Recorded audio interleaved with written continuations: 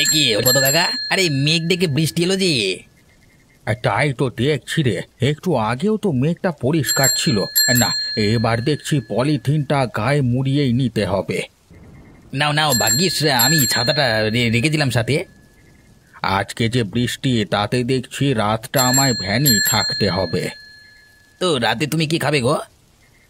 আমার দুপুরের কাতলা মাছের ঝোল আর ভাত রয়েছে, ওগুলোই খাবো। তা বেশ। বর্ষাকালে এই বড় সমস্যা, কখন কোথায় যে হুড়মুড়িয়ে বৃষ্টি নামবে বলা যায় না। খগেন, এই বলতে বলতে দেখছি তোমার বাড়ি চলে এলো গো। এবার তো নামতে হবে। বৃষ্টিতে অবশ্য তোমার এই ছাপড়ি দেওয়া ভ্যানে বসে মন্দ লাগছে না। তুই যাই নামি। হ্যাঁ, তুমি সাবধানে যেও।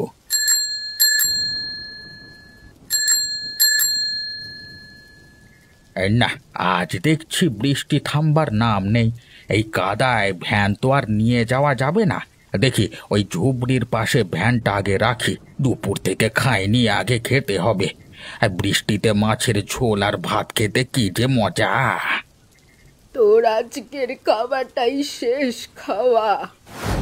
কে কে কে তুমি? অনেক দিনের প্রতিশোধের নেশায় ঘুরে বেড়াচ্ছি তোর পেছনে। কে কে? পরিচয়টা। আজ আমার এতদিনের বয়ে বেড়ানো কষ্ট মিটলো।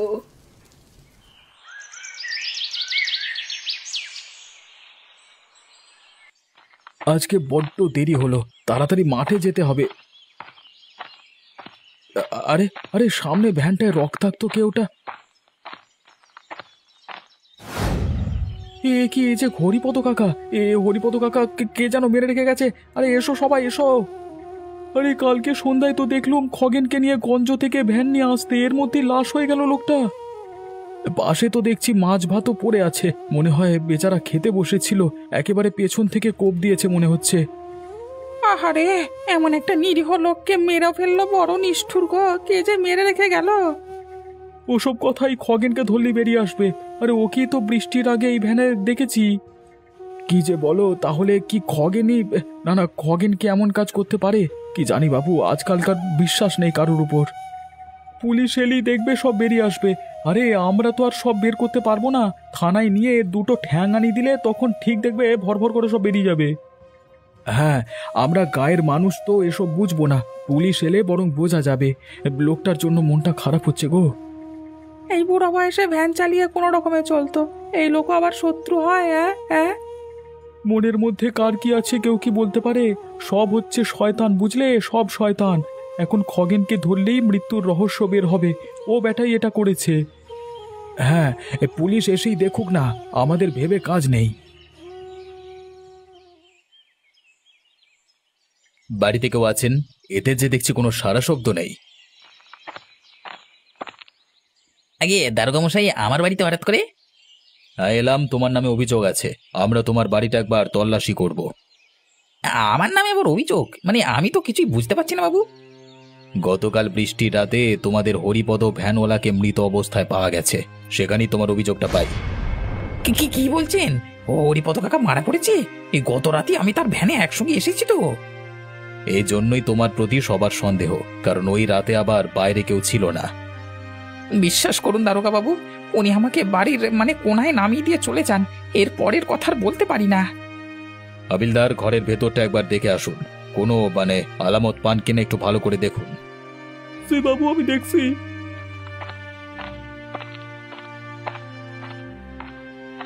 দারোগা বাবু, আমার তো বড্ড ভয় করছে, আপনারা কি আমাকে আবার ধরে নিয়ে যাবেন নাকি? দেখো, আইনের কাজে আমরা তোমাকে আটক করতে বাধ্য, আদালত সত্য মিথ্যা রায় দেবে। দারোগা বাবু, আমি এসব কিছুই জানি না, আমাকে শুধু শুধু সন্দেহ করা হচ্ছে, আমি ছাড়া আমার পরিবার না খেয়ে থাকবে। আমাদের এখানে কিছু করবার নেই। বাবু, ঘরের ভেতর তো কিছু পেলাম না। আপনি তাহলে একে থানায় নেওয়ার ব্যবস্থা করুন। কি রে, কিছু বলবি? মন খারাপ কেন? জানিস, কাল রাতে বাবাকে পুলিশ ধরে নিয়ে গেছে। কি বলিস? তোর বাবাকে কেন পুলিশ ধরবে বলতো? হরিপদ দাদু মারা যাওয়ায় কে যেন থানায় বাবার নামে শয়তানি করেছে রে। খগেন কাকু কত ভালো মানুষ, আর তার নামেই অভিযোগ। গ্রামের লোকগুলোও না এক একটা কেউটে, বুঝলি? আমি এখন কি করব কিছুই ভেবে পাচ্ছি না রে। বাড়িতে আমি একা, বাবাকে যে কিভাবে উদ্ধার করি। শোন রাখি, কাকুকে কেউ একজন শয়তানি করে ফাঁসিয়েছে, কিন্তু আসল খুনি এখনো বের হয়নি। তবে কি করব, একটু বুদ্ধি দে। আমার না ভীষণ চিন্তা হচ্ছে বাবাকে নিয়ে। চল আমরা বরং এই রহস্যের খোঁজ করি, তাছাড়া তো আর কোনো পথ দেখি না। আমরা তো এখনো ছোট, এসব বিষয় লোকে আবার আমাদের বকা দেবে না তো? শোন, এইসব নিয়ে কাউকে কিচ্ছু বলবো না, আর কাজটা আমাদেরকে খুব সাবধানে করতে হবে। বিশেষ করে খগেন কাকুকে মিথ্যে অভিযোগ থেকে বাঁচাতেই হবে আমাদের, বুঝলি? তাহলে দেরি করা ঠিক হবে না, আমাদের একটা পরিকল্পনা করে কাজে লাগতে হবে। হ্যাঁ, আর কাজটা সঠিকভাবে করতে পারলে আমাদের বেশ সুনাম হবে, কি বলিস? তা হবে বটে, কিন্তু গায়ের লোকগুলো যে কুটনোপনা করে সেটাই ভয় হচ্ছে রে। ওইসব কিছুই করতে পারবে না, আর এইসব সবাইকে জানানো যাবে না, সাবধানে করতে হবে। তুই পাশে থাকলে তো কোনো ভয় নেই। জানিস, আমার কাল রাত থেকে চোখে একটুও ঘুম নেই। এত ঘাবড়াস না, তোর বিপদে কি আমি চুপ থাকতে পারি বল? তাহলে আজ থেকেই আমরা রহস্যটার কিনারা করতে থাকি, কি বলিস? হ্যাঁ, দেরি হলে আবার খুনিকে পাওয়া ঝামেলা হবে।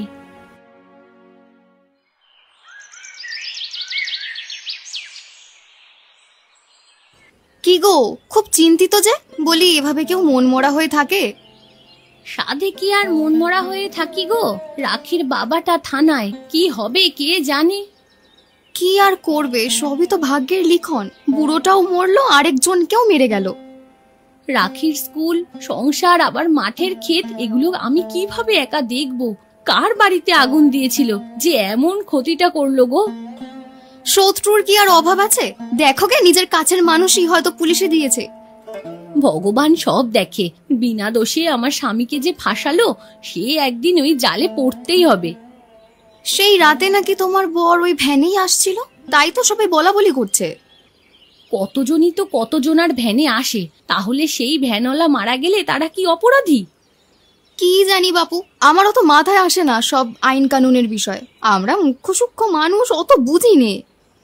এখন যে কি হবে, আমরা তো ওইসব বুঝিও না।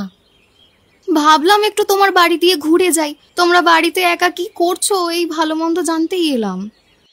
তা ভালো করেছো গো, কিন্তু এসে আর কি ভালো মন্দ দেখবে আমার? আর সেই একই অবস্থা দেখো, চোখে শুধু অন্ধকার দেখছি। মিথ্যে কারণে আজ এমন, চারিদিকে শুধু মিথ্যের দুনিয়া। আচ্ছা গো, তোমরা থাকো, আমার আবার বাড়িতে অনেক কাজ পড়ে আছে। আমি আবার আসবো, তোমরা বেশি চিন্তা করো না, কেমন? ঠিক আছে, আমিও একটু গরুগুলোকে খেতে দেই।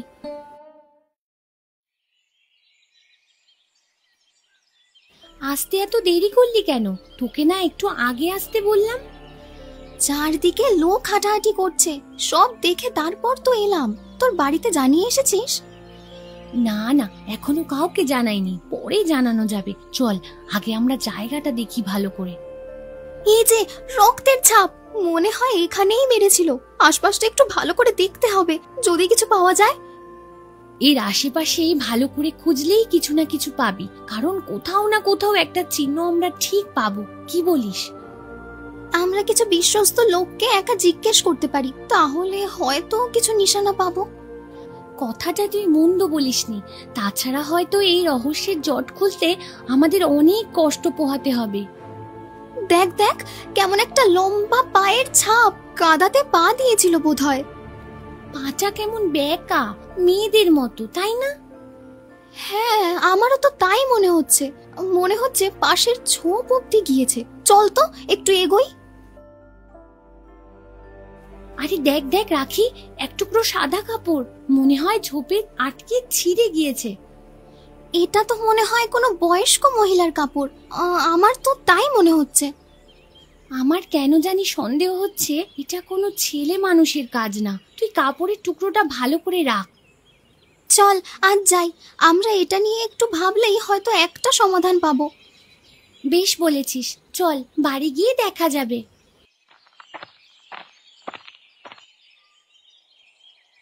আসলে বাবা, ভয় পাচ্ছিস কেন বল, আমাদের বলতে ভয় কিসের? হরিপদ দাদুর মৃত্যুটা আমার কাছে কেমন যেন অদ্ভুত লাগছিল। আর তাছাড়া খগেন কাকুকে পুলিশ ধরায় আমার মনে হচ্ছিল এই রহস্যটা বের করি। তাই আমি আর রাখি দুদিন হলো রহস্য খুঁজছি। তুই ছোট মানুষ, আর তাছাড়া এসব কাজ তোর জন্য নয়, তুই এগুলোতে যাবি না। কেন বাবা, রাখি আমার বান্ধবী, ওর বাবাকে রক্ষা করা আমার কর্তব্য না? ওরে আমার কর্তব্য রে, বলি তোকে এসব কর্তব্য দেখাতে হবে না, পুলিশ আছে, ওরাই সব দেখবে আর বুঝবে। মা, এমন বিপদের দিনে আমি চুপ করে থাকবো? খগেন কাকু তো অমন খারাপ লোক নয়, লোকটাকে এমন করে আটকে রেখেছে। আর হরিপদ দাদুও তো নিরীহ মানুষ, কে তাকে খুন করলো তা তো বের করা দরকার। শোন পূজা, তুই ছোটর মতো থাক, এত পাকামি করতে যাসনি তো। তাহলে আমাকে যেতে নিষেধ করছো তোমরা? হ্যাঁ, তোর যাওয়ার কোনো দরকার নেই, আমরা এমনিতেই গরিব মানুষ, তুই যাস না। দয়া করে আমায় যেতে দাও, তোমাদের কোনো চিন্তা করতে হবে না, আমি সাবধানে সব করব, কারো বিপদে চুপ থাকতে হয় না মা। আমার বড্ড ভয় হচ্ছে, তোরা দুটো ছোট ছোট মেয়ে কি করতে কি করবি। ভগবান আছে মা, তোমরা এসব নিয়ে চিন্তা করো না, আমি বলছি, আমি অত বোকা না।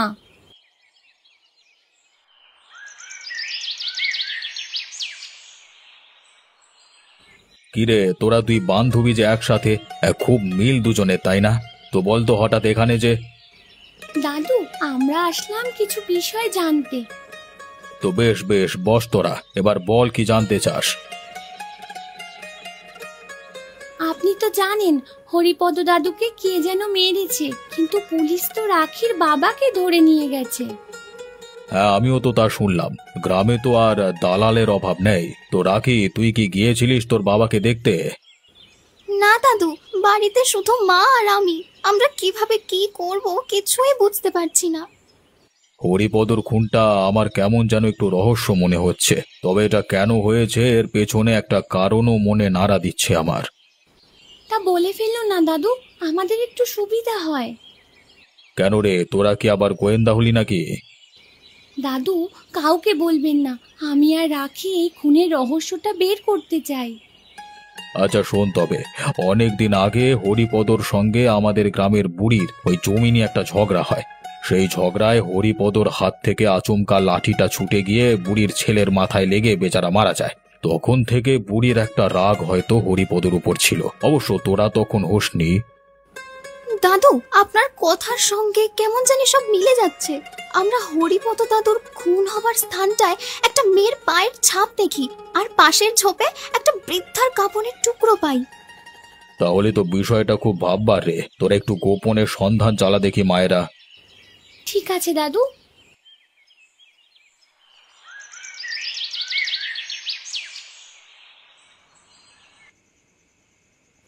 কি গো, এমন গোমরা হয়ে বসে আছো যে? গোমরা থাকবো না তো কি হাসবো? চিন্তায় আমার গলায় ভাত ঢুকছে না। কেন, কি হলো আবার? মনে হচ্ছে আকাশ থেকে পড়লে। বলি, মেয়েটা যে অত বড় একটা কাজ করছে, তোমার কি একটুও চিন্তা হচ্ছে না? বলি, তুমি কেমন বাবা গো, চারদিকে কি শত্রুর অভাব? আমি কি করব বলো, ওকে তো বাধা দিলাম, কিন্তু ও যাবেই। একটাই মেয়ে আমার, কখন যে কে কি করে বসে, এসব কাজ কি আমাদের গরিবদের মানায়? ও যা হবার হবে, তাছাড়া ও তো অন্যায় করছে না কোথাও, যে মানে যা করছে ঠিক করছে। আসলে কি হয়েছে তো খুঁজছে, তাই না? মুখে তো বললে, কিন্তু কিছু হলে তো আগেই মায়ের বুকেই লাগবে। তাহলে তুমি এখন কি করতে বলছো আমাকে? বড় রাগ দেখাচ্ছ যে। আমি কিছুই করতে বলিনি, বলি গ্রামে কি কিছু শুনছো টুনছো? একটু চোখ কান খোলা রেখো। এখনো কেউ কিছু বলেনি, আর তাছাড়া পুলিশের ভয়ে সবাই মুখে কুলু পেটেছে। পূজা আর রাখিকে যদি পুলিশ ধরে? তোমার কি মাথা খারাপ হয়েছে? ওরা মেয়ে মানুষ, তার মধ্যে ছাত্রী। আরে ওরা তো অন্যায় করছে না, পুলিশও বোঝে গিন্নি। কি জানি বাপু, ওসব বড় বড় ব্যাপার আমি বুঝি না। খালি আমার একমাত্র মেয়ে পূজার জন্যই আমার যত ভয় হয়।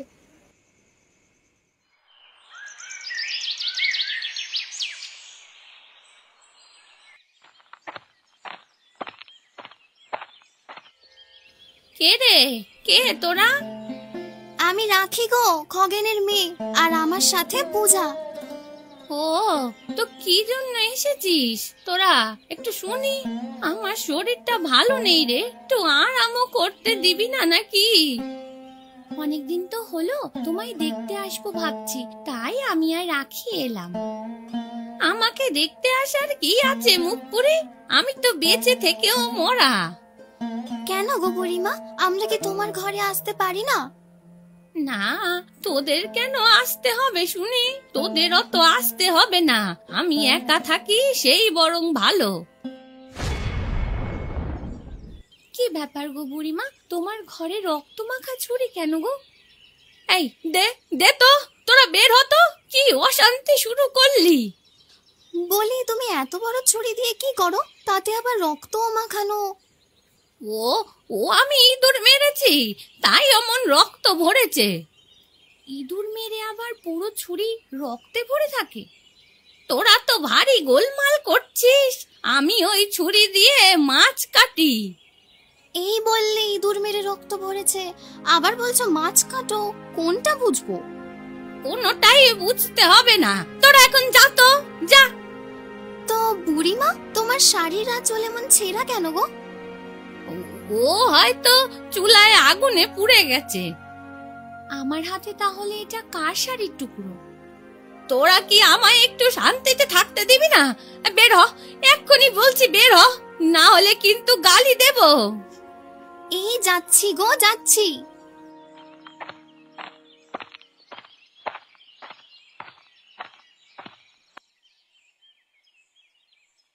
অবিনাশ বাবু, আপনি হঠাৎ থানায়? বসুন বসুন। কাজ ছাড়া তো আর আসা যায় না। বলছিলাম, হরিপদর মৃত্যুর কোনো কুল কিনারা পেলেন? দেখুন, আমরা তো তদন্ত করছি, এখনো পুরোপুরি সুরাহা মেলেনি। ঘটনাটা একটু জটিল আছে। হ্যাঁ, তা আছে বটে, তবে খগেনকে যে আটক করেছেন ও কিন্তু নির্দোষ। আমি এই ঘটনার একটা সমাধান পেয়েছি। তাহলে তো বেশ ভালো কথা। কি সমাধান পেলেন যদি একটু বলতেন, আমাদের সুবিধে হতো। আমাদের গাঁয়ের মেয়ে পূজা আর রাখি দুজনে মিলে কদিন পরিশ্রম করে এই রহস্যের কিনারা পেয়েছে। তাহলে ওদের তারিফ করতে হয় মশাই। আর তা হয়, তা মূল কথায় আসি শুনুন। গ্রামে একটা বুড়ি থাকে, তা তার পূর্ব শত্রুতার জেরে এই খুনটা করে সে। আর খুনের জায়গায় বুড়ির কাপড়ের টুকরো পায় আর পায়ের ছাপ পাওয়া যায়, এবং পরে বুড়ির বাড়িতে রক্ত মাখানো ছুরিও পাওয়া যায়। এত কিছু বের করে ফেলেছে, তাহলে তো আমাদের কাজ অনেকটাই হালকা হলো। কদিনে মেয়েগুলোর জন্য চিন্তা হচ্ছিল, কারণ মানুষের মন বলা তো চায় না কে কখন শত্রুতা করবে। ও নিয়ে আর চিন্তা করতে হবে না। তাহলে খগেনকে এবার একটু ছেড়ে দেবার ব্যবস্থা করুন। অবশ্যই অবশ্যই ছাড়বো। আপনার নিজের থেকে বিষয়টা বের করায় আপনারা আমাদের তরফ থেকে ধন্যবাদ আর কি। আর আমরা বুড়িকে আটক করতে যাচ্ছি খুব তাড়াতাড়ি। আর সে তো আসবেনি, আমরাও সাহায্য করবো। আসলে কদিন এই বিষয়টা নিয়ে একটু চিন্তায় ছিলাম তো। এসব তো চিন্তারই বিষয়। আপনার বিচক্ষণতা অবশ্য চিন্তা থেকে মুক্তি দিল। আমরা তবে আসি।